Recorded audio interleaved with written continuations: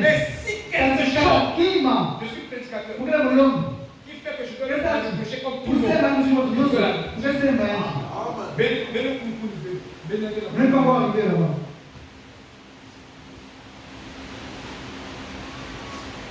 Reprocher, faire des remarques à ses enfants devant l'église. Billy Paul ou pas Billy Paul, je sais, il y a une immaturité dans le peuple, mais je m'en fous. Parce qu'au ciel, on va pas dire l'amour de la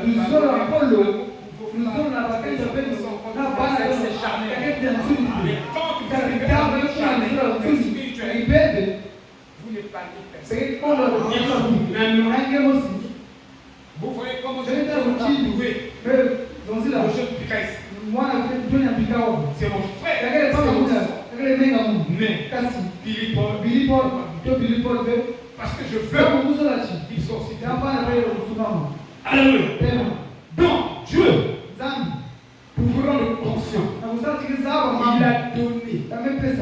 Écoutez, Dieu a donné 2 deniers à chacun de nous pour son pèlerinage. 2 bâtons d'un pèlerin. Et c'est sans ces 2 bâtons qu'ils doivent nous rendre conscients.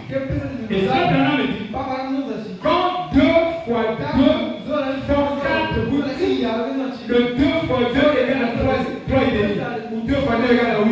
Il dit vous trompez. Il parlait de la conscience. Il parlait des mathématiques et des mots. Et un chrétien doit apprendre cela. Les mathématiques et les mots. Regarde. Je ne sais pas si je vais trouver ça. Mais il dit quand 2 fois 2 sont 4, on dit qu'ils font 7. Oui.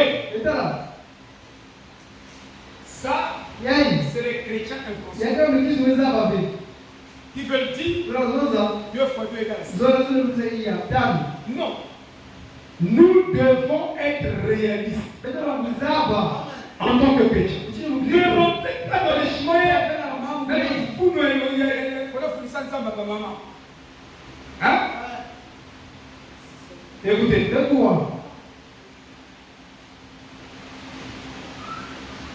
vous dites que vous n'avez pas le droit de juger. Dieu nous a donné la parole. Et cette parole est un juge. Si tu connais la parole, en toi, tu as un tour de juger. Cette parole commence à juger d'abord toi-même. Tes émotions, tes sentiments, tes actions, tout ça. Vous voyez? Il y a un jugement. Et Dieu a donné 2 bâtons au peuple afin qu'il juge. 2 fois 2 font 3 et demi. 6. Et vous voulez arriver à 4 et demi. 3 quarts. Ou 6. 1 huitième.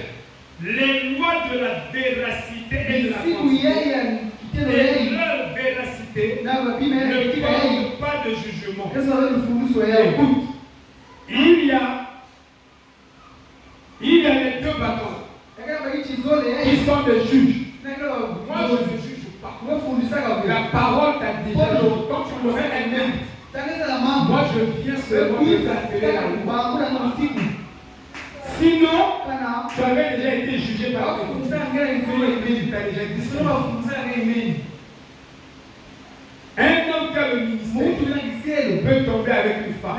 Mais qui voudra un pasteur qui n'a pas d'autorité de se garder ça? Donc, toi, tu tombes avec une. C'est une loi de la vérité. Ce n'est pas moi qui te dis. Mais c'est même le roi. Écoutez, le roi. Donc, dans la dispensation de la loi, le roi, ce n'est pas lui qui écrivait la loi. Non. Il venait seulement lire la loi au peuple.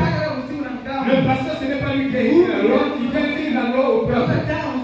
Toi, ce n'est pas toi qui as écrit la loi, tu viens lire la loi à ton frère. famille. C'est déjà égal. Ce que tu fais, tu lis seulement. Ce sont des lois de la véracité et de la quantité. J'ai une petite philosophie. Je me permets après de prochain. Je dois me retirer pendant 4 heures. Monter dans le monde. Mais pourquoi pas la philosophie? La philosophie est du diable. Utilise le mot. Enfin, les choses ne sont pas publiques. Ils parlent n'importe quoi. Frère Branham, cette Bible n'est pas un livre de philosophie. Cette Bible n'est pas un livre de biologie. Mais quand Dieu parle de la biologie, dans ce livre, c'est la biologie parfaite. C'est la loi parfaite. Vous comprenez? Il y a des lois de la véracité. Et j'avais retenu cette loi. Mais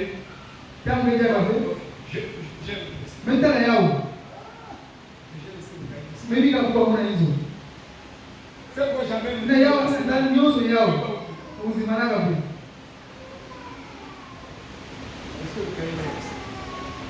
non, je n'ai pas compris.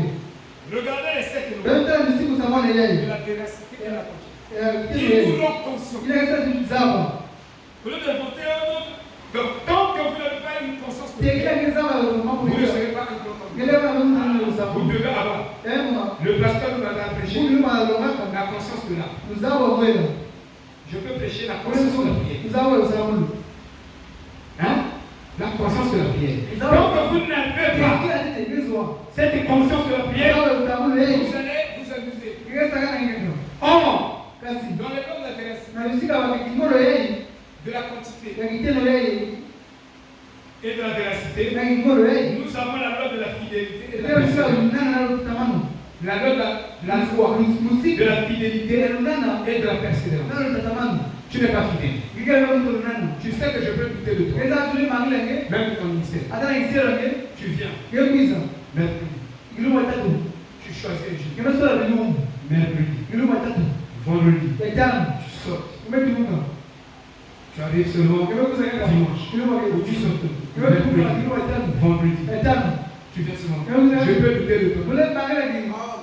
Selon par les lois. Il y a des expressions. Et je viens te commencer. Je vais te dire ça. Il y a la loi de l'amour et de la parole de Dieu. Il y a la loi du cœur et de la bouche. Si ta bouche parle de façon parallèle avec ton cœur, je t'écoute. Parce que les deux, la bouche et le cœur, vont dans la même direction. Mais si ta bouche parle de façon opposée à ton cœur, je dis que les gens ne savent pas plus. En fait, les gens sont hypocrites. Ce n'est pas ce qu'il dit. Il dit autre chose. Mais il pense comme ça. Il vous bénit par la bouche, il vous maudit. La même source. Il fait gêner. Ça marche pas. Parce que si chaque fois tu me bénis, mais tu es incapable. Mais tu es incapable.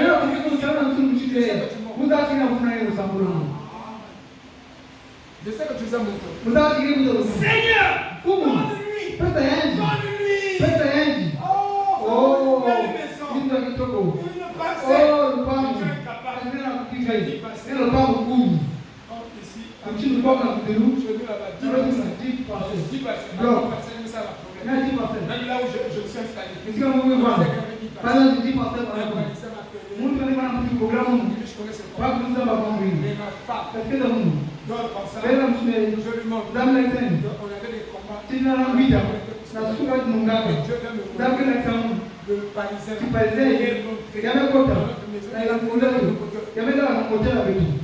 C'est vrai, je suis. C'est un boulot. C'est qui on appelle quoi? Un voleur. Amen. Dans un bon français.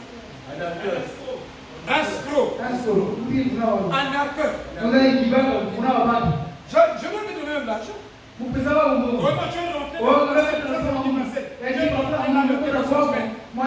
J'ai pris l'argent. Parce que je n'aime pas les problèmes. Moi, je fuis les problèmes. Amen. Mais c'était jusqu'à ce que Dieu j'ai dit à papa, je veux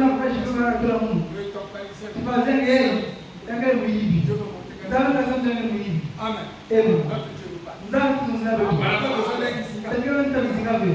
Écoutez, si tu es fidèle à Dieu, tu vas consacrer. Je te parle toi-même. Il n'a pas besoin d'utiliser un guisement. Je vous ai dit que c'est un corps. Les dons sont dans le corps. Mais quelqu'un se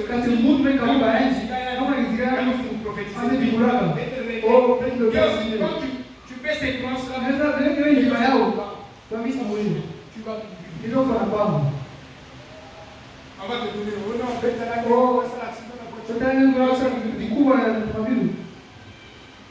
alors le problème, c'est pourquoi je vais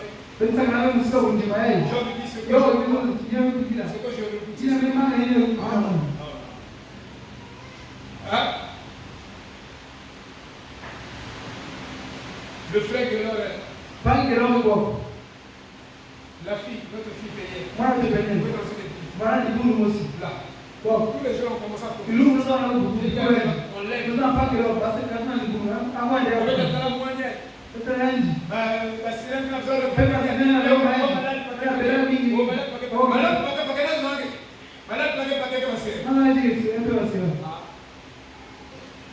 Toujours les prophéties sur la moi j'ai dit à Delors, deux enfants sont là.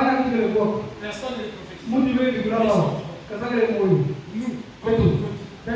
nous prophétise? Nous sommes là. Ça c'est l'évangile de la paix. Il y a des églises où garder les gens. On prophétise. Et les gens comme ils sont naïfs, dans leur naïveté, on n'est pas dans des bêtises. On a la loi de la vérité et on sait juger. Alléluia. C'est ça la vérité. L'évangile est la puissance. La sainteté est le caractère de Christ. La vérité est l'immortalité. Les mathématiques et les la science et la philosophie. Mais ce sont des lois que le chrétien doit pour lui rendre conscient. Et si vous ne connaissez pas ça, on ne vous demande pas d'aller étudier la philosophie de Descartes ou les mathématiques de Pythagore. Dans la Bible, dans ta Bible, il y a les mathématiques. On vous demande d'étudier les mathématiques de Dieu. Même la guerre et Irak. Mais c'est la loi de la quantité de nos affaires. Ce qui se passe en Iran, Irak, c'est le 6e saut. Il y a 8 événements. Des jugements de la tribulation. L'épouse va subir une tribulation par vous avez différente. Pas la mort. Ils sont des jugements de la tribulation. Donc, ce qui se passe là, c'est des conflits familiaux entre Ismaël et Isaac, entre Esaü et Jacob. C'est la même chose là-bas. Vous voyez? Et ces événements qui sont dans le 6e saut, n'est-ce pas, vous lirez dans ces événements, on construit des abris souverains. On creuse, on construit tout un quartier sous-sol. Et les riches, des milliardaires vont acheter pour vouloir fuir la colère de l'agneau. Mais les bombes à hydrogène vont les briser là-bas. Il n'y a pas un abri sur la terre. Il n'y en a pas. En dehors de Christ Jésus. Qui est le message de l'homme? Pour l'épouse qui sera dans les vies. Donc, cachez-vous dans le message, vous serez à la vie. Sinon, ces fléaux, ils sont décrits. Là-bas même, dans le 6e saut, il y a un tremblement de terre qui va toucher toute la terre. L'Afrique est partout. Je reste pour moi en Afrique. Je ne voyage pas. Frère, il y a des gens qui courent ici pour aller en Europe, ils vont l'attraper. Les guerres là-bas, qui cherchent à revenir ici. Et toi, tu veux aller là-bas. Et eux, ils veulent venir ici. Entrer en Christ. Que tu sois là-bas, que tu sois ici. Le problème, c'est d'être en Christ. Si tu n'es pas en Christ, tu n'es pas en Christ. Alléluia. Quand on prie, mon travail, le premier travail, avant de prier, c'est d'autonomie. Amen. Si tu ne rentres pas en esprit, alors, frère, tu ne pries pas. La première des choses, quand nous prions, il faut observer avant de commencer à prier. Un silence sacré. Et quand tu pries dans le tu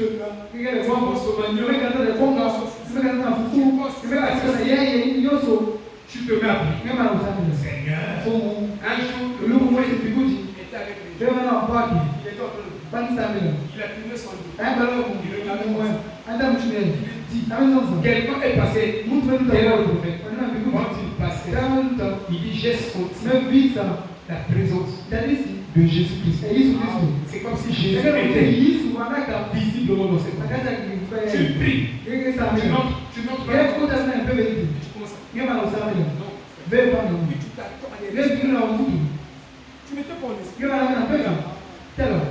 Amen. Je vais gérer deux. Je veux que vous croyiez simplement que il dit, vous ayez simplement la foi. Maintenant que personne ne se déplace. Quand tu pries, tu dois entrer dans une attitude de passivité. D'abord, de réceptibilité. Quand tu commences à prier, dans cette attitude, restez assis. Soyez très respectueux. Je veux que vous imaginiez que devant vous, ici quelque part, il y a Christ. Il dit, je veux que vous imaginiez. Quelque part ici, il y a Christ. Quand tu pries, tu imagines parce que pour toi, je vous ai dit, vous êtes à deux. Mais toi, tu pries, tu es que seul. Mais qui va écouter ta prière? Tu es seul. Tu pries, Dieu est derrière. Mais tu t'attends à être Amen. Est-ce que vous suivez? Les petites bribes là que je vous explique, c'est ça qui fait la. Je vous dis la vérité. Si vous avez appris des connaissances de Dieu, on dit ce que je vous dis. Amen. Frère, je veux que vous imaginiez que devant vous ici, quelque part, il y a Christ de mais pourquoi il demande d'imaginer? C'est pour créer des mais quand tu pries, il y a une vibration qui t'emmène dans la dimension spirituelle. Tu es là, et puis tu rentres dedans. C'est pourquoi tu pries, tu l'as dit. Vous gardez votre devant vous ici, quelque part, il y a Christ ressuscité les morts. Une fois, il a passé à traverser le mur. Imagine quand tu pries. C'est comme Christ. Tu es enfermé. Mais Christ est enfermé. Et de se mettre devant toi. Donc je vous dis ensuite. Amen. Le second parti. Il a passé à travers le mur. Imagine ça. Imagine. Il a mangé du pain. Il a dit, touchez-moi. Je suis en chair et en os. Et il a disparu de devant eux. Imaginez ça. Alléluia. Il nous demande d'imaginer ça. Dans ta prière, une prière qui n'est pas accompagnée d'imagination. Vous croyez que l'imagination, c'est seulement des instruments, des yogis ou des gens qui font des choses esprits. Les chrétiens aussi. Vous peuvent imaginer des bonnes choses. Alléluia. Moi j'imagine que vous êtes en train de venir ici avec une bonne journée. Vous verrez. Ça va changer la fréquence de votre prière. Je dis mon père. Même si je déborde le temps, j'ai dit 10 heures.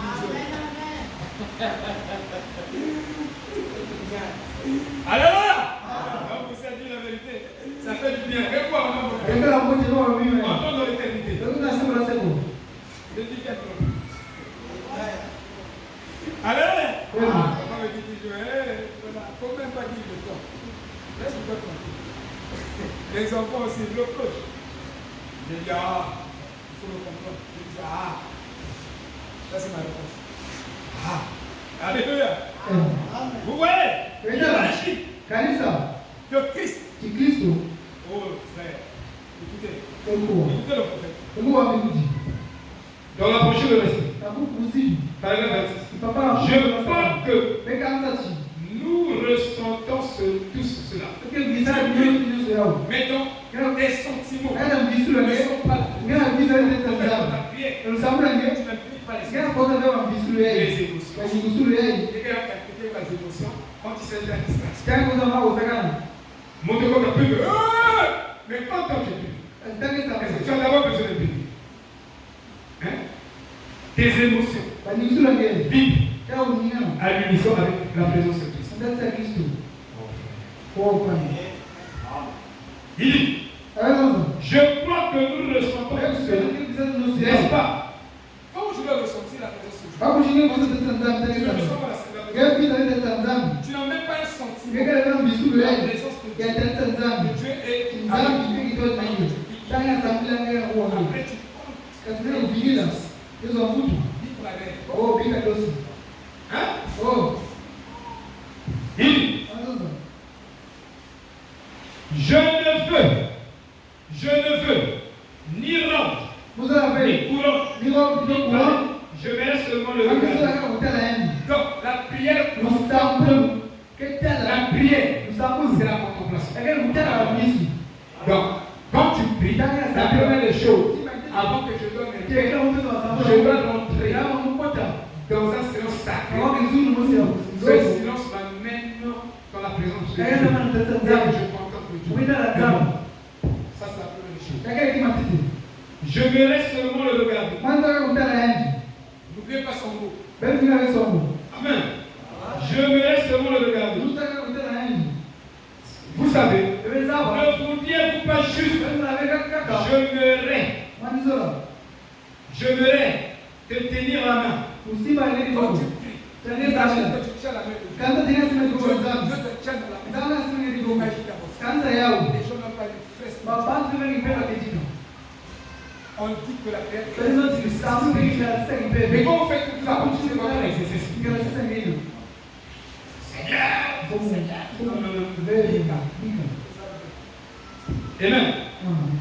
Amen. Amen. Je vais te tenir la main. Pendant que je le fais, il dit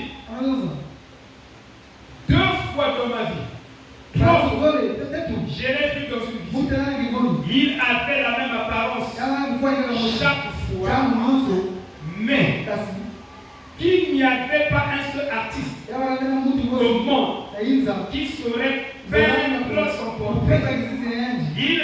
Ils peindront peut-être quelque chose qui ne ressemble même. Il m'est apparu comme un homme qui ne pourrait rien comparer, provoquer la fin du monde. Mais quand tu pries, si tu laisses la fin, on peut l'imaginer. l'apparence de Jésus, le portrait de Jésus. Que s'il prononce la parole, il dit seulement un mot. Tout ton problème là est déjà résolu. Pas toute une phrase, pas tout un livre, seulement un mot. S'il ouvre la bouche et dit un mot, ce mot-là, ça écrit dans ta vie. Amen. Est-ce que nous sommes arrivés dans cette dimension? Et il s'est apparu comme un homme qui pouvait nous provoquer la fin du monde. Et pourtant, si doux et aimable. Il y a tellement plus de caractéristiques que ce que le pinceau d'un artiste pourrait saisir. Et je veux vraiment le voir un jour en personne. Mais maintenant, utilisons seulement l'imagination dans la prière pour entrer dans sa vibration, pour vibrer dans la même longueur d'onde que lui.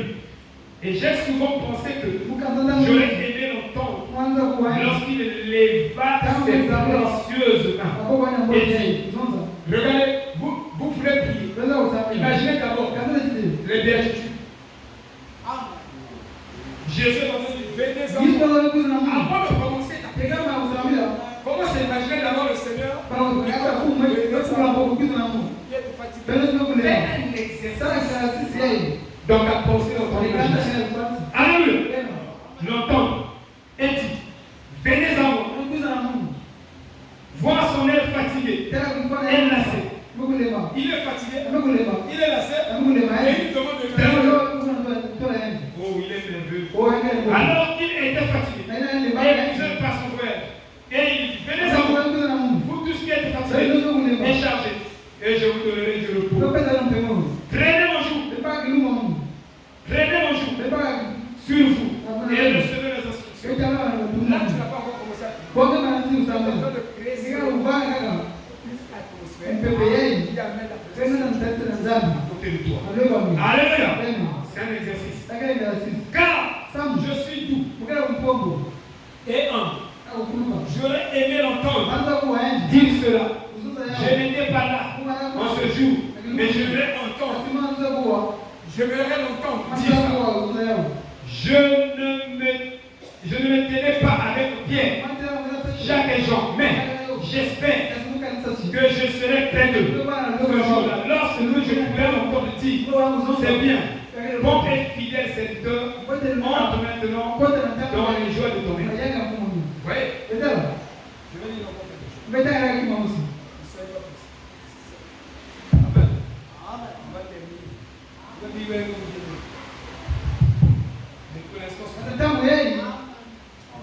alléluia. Je lis ici. Tu veux prier. Mais crée d'abord une atmosphère. Hein? Tu rentres comme ça. Oh non. Donc, ça sort dans les lieux célestes. Et il parle de ici. De Éphésiens 2. Verset 8. Par grâce, vous êtes sauvés par la foi. Et aujourd'hui, vous êtes assis dans les lieux célestes en Christ. Quand tu pries, tu ne montres pas dans les lieux célestes. Mais c'est dans les lieux célestes que tu rencontres Dieu. Pas dans les lieux terrestres. Il dit, donc, vous vous asseyez dans les lieux célestes. Il dit, s'asseoir dans les lieux célestes est la promesse. Donc, Dieu a promis que toi, quand tu vas prier, tu seras assis dans les lieux célestes. Si tu n'es pas assis dans les lieux célestes, ta prière est vaine. Parce que tu es dans les lieux terrestres. Dieu en le rencontre dans les lieux célestes. C'est votre grand bilan en train de vous avancer supérieur. Amen. Alléluia. Aïe, on va le soir, il était malade. Pratiquement 2 semaines de ça. Donc, c'est une promesse. Mais aussi, c'est le potentiel. Et aujourd'hui, C'est sur le chemin de l'endroit où, pour certains d'entre vous, assis ici, il ne sera plus potentiel. Mais vous êtes réellement assis. Vous avez en vous, quand vous priez, le potentiel de s'asseoir dans le lieu céleste. Mais ce potentiel va entrer, va vous amener dans le lieu céleste. Si vous créez d'abord une atmosphère sacrée. Le potentiel est déjà en chacun de nous. Quand vous venez, tout le monde ici n'est pas assis dans le lieu céleste. Il y a une terrestre. À moins de petites choses, vous n'êtes pas. Vous voyez.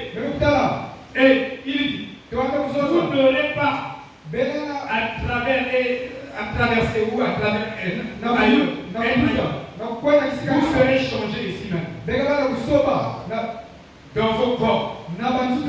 Vous serez glorifiés. Quand vous êtes assis, Dieu vous change. Sans que je vous plaise.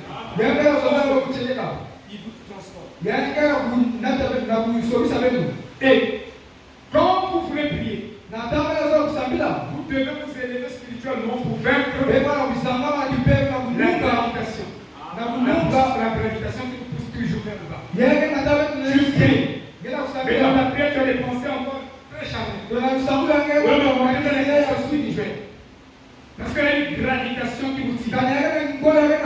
Tu pries dans ta prière pendant que Dieu t'entend le prier. Dieu t'entend le prier. Ne pensez jamais. Non. Apocalypse 1, 12. Et elle sera transformée. Et il a dit. Et elle est transformée.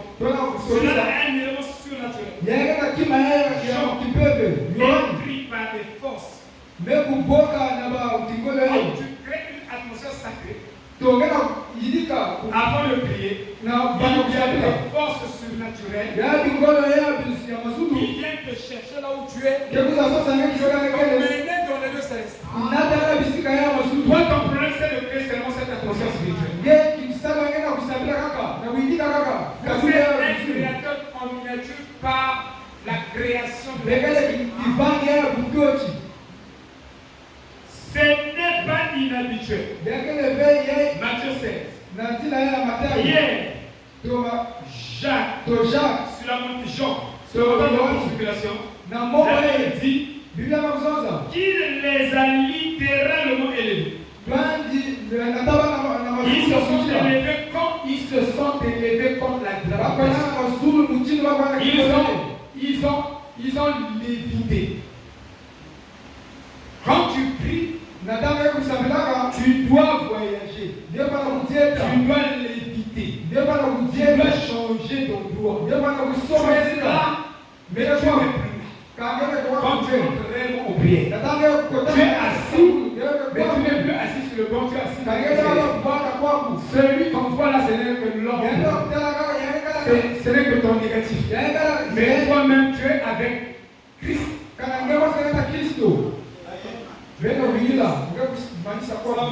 C'est pour le ver. Écoutez ça. Au paragraphe 61. Nous devons nous attendre au Seigneur. Voyez-vous? C'est nous qui parlons tout le temps. Nous ne lui donnons pas la possibilité de parler à sa place. Alors que si nous prions, et que nous prions, jusqu'à ce que notre âme entre dans la présence de Dieu.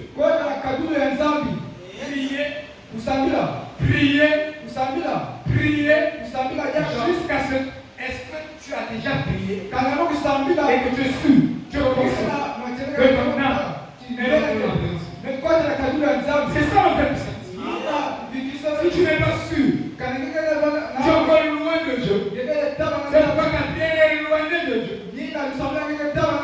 Ça doit atteindre le roi de Perse et de Médès.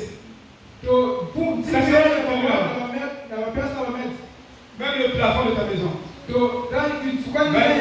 Parce que tu n'as pas créé une bonne atmosphère. d'une adoration sacrée. Il te fait entrer en esprit dans le jour du Seigneur et tu vois les visions. C'est ça la vérité. Il dit, notre âme entre dans la présence de Dieu. Et ensuite, nous nous détendions. Tu pries. Tu es crispé. Tu es tendu. Adoucis d'abord ça. Mais il y a tellement de voix aujourd'hui qui nous éloignent de la voix du Seigneur. Quand tu te lèves réellement, tu as fait l'attraction.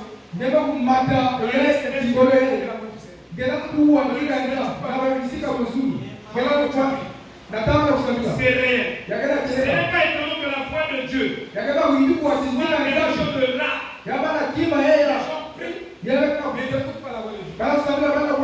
Elle est étouffée par tant de voix différentes, par tant de choses qui stompent, qui s'interposent, qui nous éloignent de la voix de Dieu. On en est au point où tout ça s'engloutit.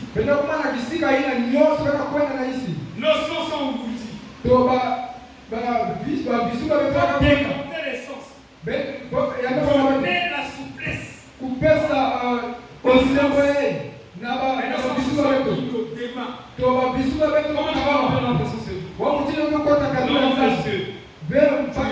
vais pas écouter la voix de Dieu.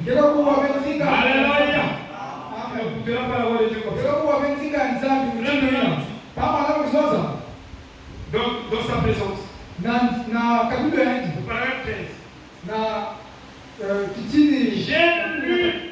J'ai eu le privilège d'entendre prêcher les hommes saints. Mais dans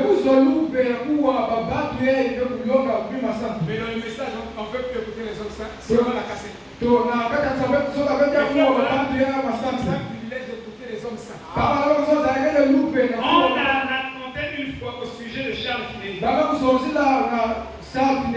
petit boulot. Il n'a jamais pesé plus de 100 livres. 100 livres. Finet ne pesait pas 50 livres. Mais il s'exprimait de manière tellement énergique.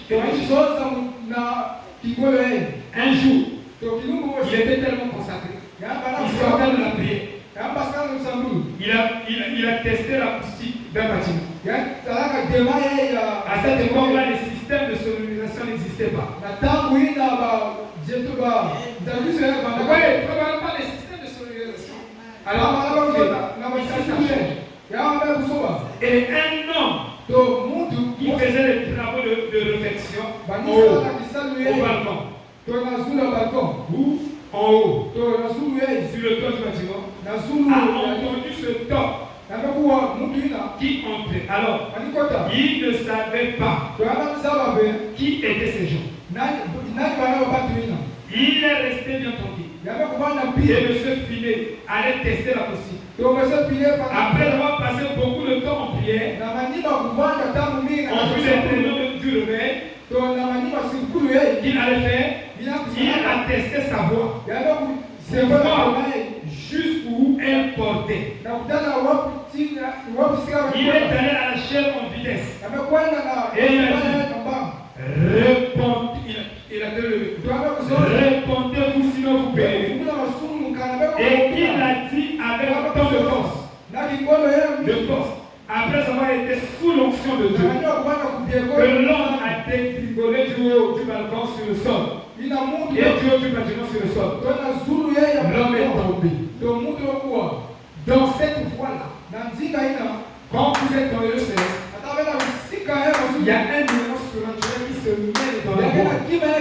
Quand vous prononcez votre prière, les lois des hommes et des pères dans les dimensions supérieures ne pourront jamais le tenir. Ça va atteindre le trône de Dieu. Shalom. Shalom, shalom. Merci. Que Dieu soit loué.